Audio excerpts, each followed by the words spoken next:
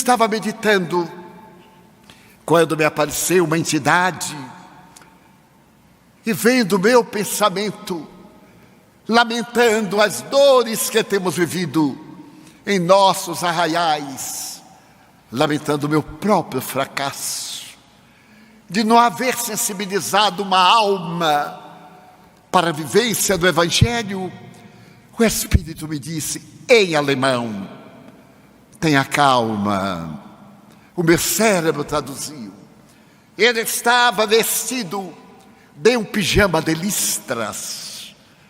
E então ele me contou a seguinte história.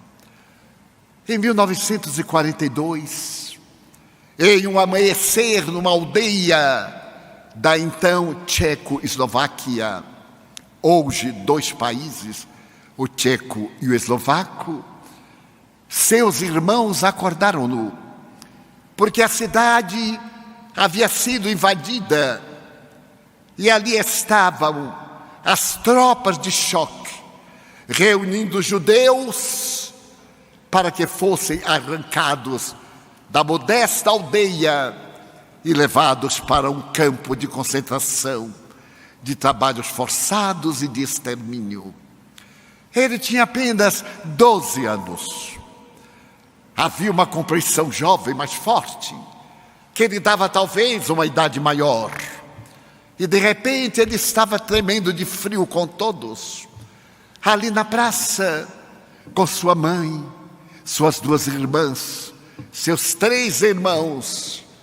E então foram arrastados para um trem de gado e jogados ali como animais, e sem saber de nada.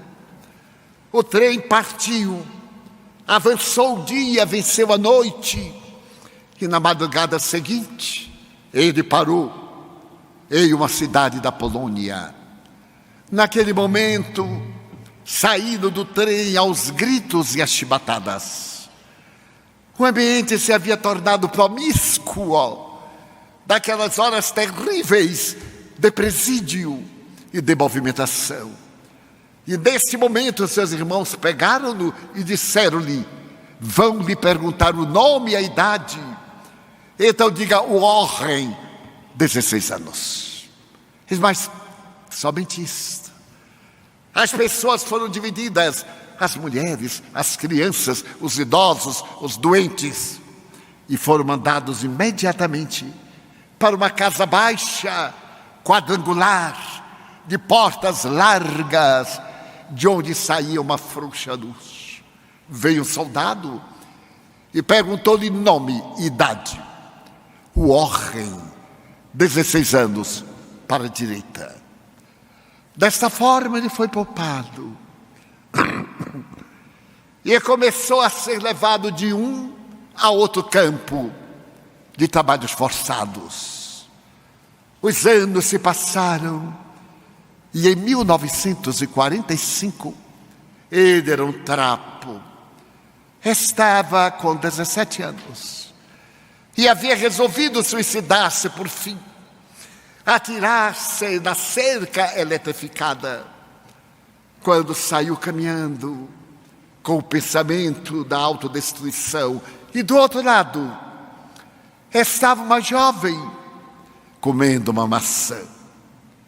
Ela o olhou e ele olhou para a maçã. Fazia um largo período que ele não comia uma maçã. Ela viu o olhar, assustou-se com aquele homem esquelético e atirou a maçã por cima da cerca. Ele apanhou-a no chão, nem sequer a limpou e devorou-a. Então, ela perguntou se ele falava Yiddish, se falava a língua judia. E ele bendeu a cabeça, porque não tinha forças para responder. E ela disse: amanhã às 10 eu volto. E no dia seguinte às 10, ela voltou sorrindo e atirou-lhe outra maçã. 1 mês, 3 meses, e ele foi adquirindo necessidade de viver. A vida tinha um objetivo.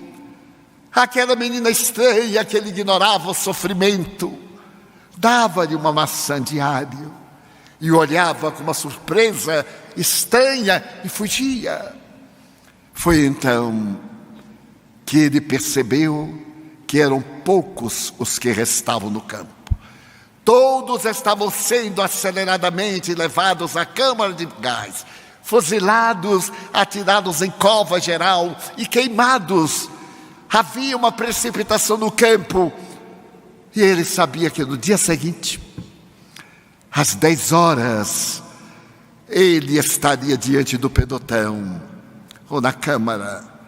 Mas agora ele ia ver a menina da maçã. E quando ela jogou a última por certo, e disse amanhã, ele disse não venha amanhã, porque amanhã ele não quis dizer a ela, eu vou ser transferido para outro campo, não venha amanhã. Vielen Dank, muito obrigado. Ela não foi embora, mas ele teve que voltar para o alojamento infecto. E no dia seguinte, mais ou menos às 9h30, ele começou a ler a Torá em pedaços de papel e tábua, e na parede ele ia morrer. Algo estranho aconteceu. Ele ouviu o explodir de granadas, ele ouviu as metralhadoras, o som terrível, a gritaria, e daí a pouco o ruído de veículos. Ele saiu. Eram os tanques soviéticos que estavam entrando, e através de um alto-falante em 6 idiomas se dizia: vocês estão livres, vocês estão livres. E ele, livres, viu o portão amaldiçoado que tantas vezes ele desejou passar e nunca se atreveu por causa da metralhadora que iria fulminar-lhe a vida. Então ele desmaiou, acordou num campo de refugiados. Mais tarde foi para a Inglaterra, depois foi mandado de volta para a Tchecoslováquia. E veio a saber do serviço de formação hebraico que 2 dos seus irmãos estavam na América do Norte. Estavam em New York, em Manhattan. Com muita dificuldade ele conseguiu descobrir o endereço, e a organização hebreia de apoio aos sobreviventes da guerra mandaram-no para a Grande Maçã. Ele ainda era um escombro. Seus irmãos amaram-no. Eram já pessoas prósperas. Trabalhavam na grande pátria do tio Sam. E começaram a providenciar um trabalho para ele. Ele estava agora com 20 anos. Mas havia no seu semblante a marca do campo, dos campos de concentração. Em uma noite, o irmão que o protegia disse-lhe: amanhã eu vou ter um encontro com minha namorada, mas ela somente pode sair, os pais somente permitem, se ela estiver acompanhada de uma amiga. E eu quero lhe pedir para que você vá para ficar conversando com ela, enquanto eu namoro com a mulher com quem me casarei. E ele disse: não tenho interesse. O amigo disse-lhe uma coisa terrível: até hoje, Hitler mantém você no campo de concentração. Você tem necessidade de romper os grilhões. Você necessita ser livre. E você irá comigo de qualquer forma. Ele devia muito carinho ao irmão. E foi, entristecido. Apareceram 2 jovens que o irmão foi buscar no seu automóvel. Foram à matinê. O irmão com a namorada. E ele, sem saber que dizer àquela jovem de cabelo ruivo, que eu fitava longamente. Na saída, o irmão foi a uma sorveteria. E no caminho, para tentar uma comunicação, ele olhou para a jovem, que era muito tímida. Bem, ela deveria ter 25, 23 anos. Ele não sabia calcular. Ele perguntou-lhe: você é americana? Não, não sou americana. Eu sou judia da Hungria. Ah, então você é judia da Hungria. Quantos anos você tem? Eu tenho mais de 40. Ele ficou espantado. Ela não demonstrava.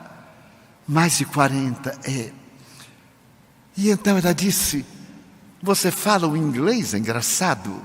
Por quê? Ele disse: porque eu sou judeu. Mas eu também sou judia. Poderíamos falar em Yiddish? Como não? E ela disse: minha vida, eu consegui sobreviver. Eu estive na guerra e a minha mãe me confiou. Eu era uma mocinha. Bem, era uma meninota. Minha mãe me confiou uma família católica de Berlim. E a família criou documentos. Eu sobrevivi à guerra. E de repente, bem próximo da nossa casa no interior de Berlim, um campo de concentração matava pessoas como se matam moscas. Eu ouvia falar, sentia o odor da carne humana no forno, mas eu não sabia exatamente o que era. Eu resolvi ver, curiosidade infantil. Então eu vi um homem esquálido, andando, triste, e eu senti uma dor profunda, de tal forma que a maçã que eu estava comendo, eu joguei para ele. Ele disse: não, não é possível. E o que é que ele lhe disse? Nada. Mas eu, falou ele, estive nesse campo de concentração. E claro, eu havia resolvido morrer, porque eu já estava morto. Essa é que é a verdade. Eu queria deixar de respirar. E sair despedido e do arame farpado no qual eu ia jogar meu corpo.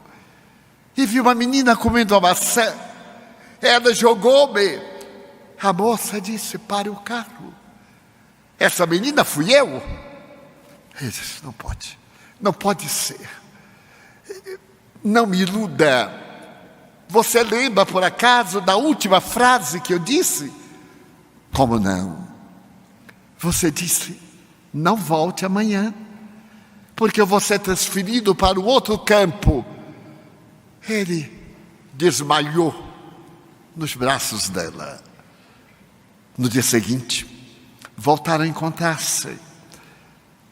E ele falou: sempre eu a amei. Desde aquele momento eu carreguei você na minha cabeça. Eu vivia escravo no campo, porque eu me lembrava de você. E nunca eu iria encontrar. Ela disse: nem eu. Eu queria casar-me com você. Mas você não me conhece? Conheço. Eu conheço o seu coração. Eu conheço a sua bondade. E isto para mim basta. Então você terá que falar com meus pais adotivos. Ele contava e chorava. Eu estava quase de joelhos, sentado à cama baixa, deslumbrado. E ele se foi transfigurando diante dos meus olhos. E nós nos casamos. Transferi-me para a Flórida. Fui morar em Miami. Fui muito feliz com essa mulher. Por uma razão. Ela me retirou do campo de concentração. Rompeu os elos. Deu-me paz. Porque só o amor dá paz. O ódio que eu tinha no coração. A amargura. Tivemos netos. A minha história foi levada ao cinema em Hollywood. O Homem do Pijama termina diferente, mas ela terminou. Eu deixei meus netos.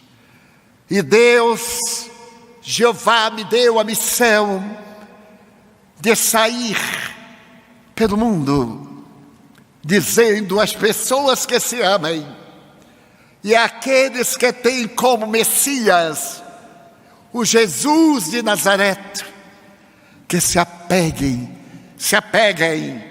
tremendamente a Ele, porque as dores que virão logo mais são tão profundas que é necessário ter paz